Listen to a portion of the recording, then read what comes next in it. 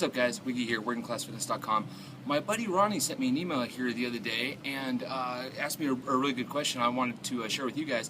He was asking me about high tension training. Now, in case you don't know what high tension training is, you see it a lot in certain kettlebell circles, and it's the idea that when you're trying to execute a lift, usually a slow, what they would call a grinding lift, a press or maybe a dip or something like that, something that's not ballistic in nature. You are taking and tensing every single muscle in your body as hard as possible to try and grind through that lift.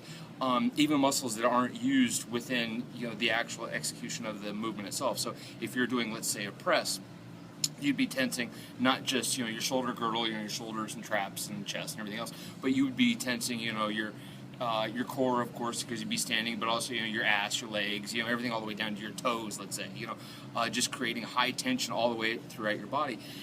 Doing that generally allows you to concentrate the tension and generally allows you to execute better during grinding style lifts. And Ronnie wanted to know what my opinion of that style of training was.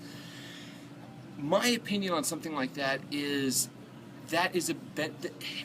it's a good technique in terms of trying to improve your performance, and it's like trying to improve your technique across the board. It can improve performance, but that doesn't necessarily mean that it's going to improve your capability.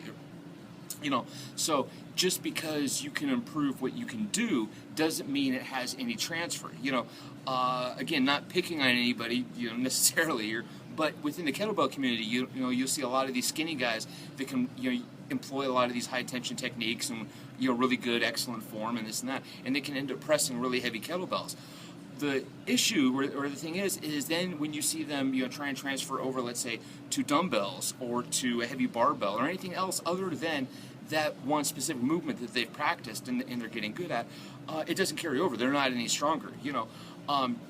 An analogy or something similar that or a similar example that I like to use is you could take your average gym rat and that has, let's say, a decent bench press of a couple hundred pounds, 250, whatever, and you could sit them down, or take them to the gym with a powerlifting expert, somebody like Donnie Thompson or Dave Tate or Jim Wendler, and those guys could take that gym rat and inside of about 20 to 30 minutes, they could probably increase their bench press 1 RM by 20, 30 pounds or more simply by, improving their technique.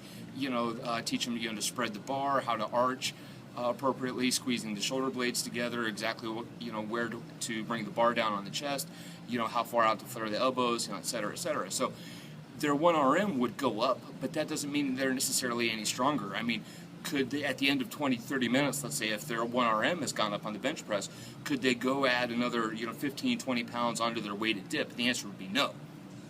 Simply because they didn't develop any additional strength. They just got better at expressing the strength they already had. High tension is another thing along those lines. So, again, whether you're talking about improvement of technique within a specific lift or a high tension or anything along those lines, all that stuff is good and it's going to improve your performance. Just know that it's not necessarily improving any capability that you have across the board. It's not necessarily going to be applicable to either other exercises or activities outside the gym.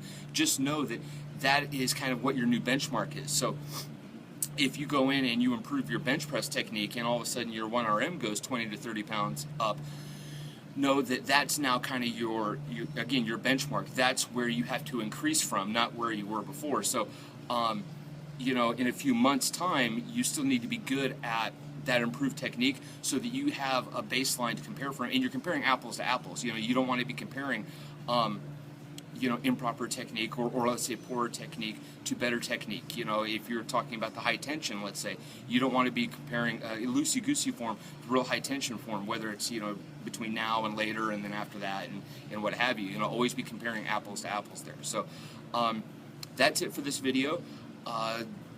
Don't forget to subscribe, whatever. Subscribe to my YouTube channel.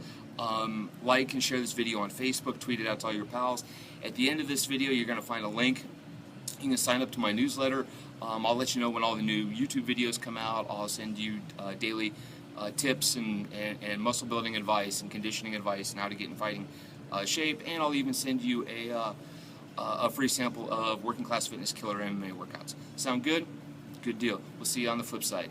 Till then, train hard, rest hard, play hard.